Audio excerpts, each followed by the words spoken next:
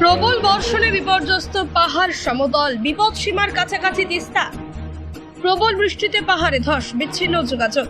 প্রবল বর্ষণের জেরে বিপজ্জনক পরিস্থিতি পাহাড়ে, ধসের জেরে বিচ্ছিন্ন একাধিক জায়গায় ধসের পাশাপাশি বেরিকদারা, সেতিঝোড়ার মতো এলাকাগুলিতে পাহাড় থেকে বোল্ডার গড়িয়ে পড়ায় নতুন করে বন্ধ হয়ে গিয়েছে 10 নম্বর জাতীয় সড়ক।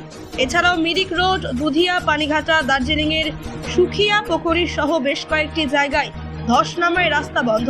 কালিম্পংয়ে একাধিক জায়গায় ধস নামার পাশাপাশি ধসে বিদ্যুৎ পোল ক্ষতিগ্রস্ত হওয়ায় গ্রাম তো বটেই, শহরের একাধিক জায়গায় বিদ্যুৎ নেই। সব মিলিয়ে চরম দুর্ভোগে পড়তে হয়েছে সাধারণ মানুষকে।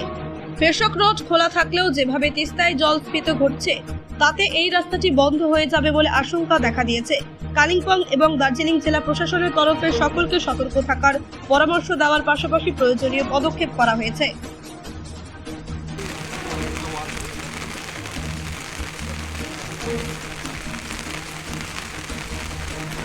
एकदमै घर चाहिँ पड्केर चाहिँ एकदमै क्षति भएको रहेछ हो। र नेवाङ राई यसमा के भन्नुहुन्छ, के अपिल के गर्नुहुन्छ?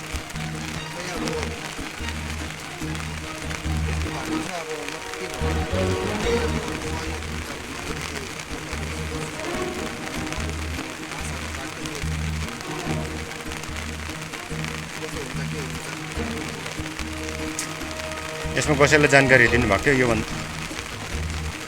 जानकारी मैले हुँदा गरेको छु। यहाँ हाम्रो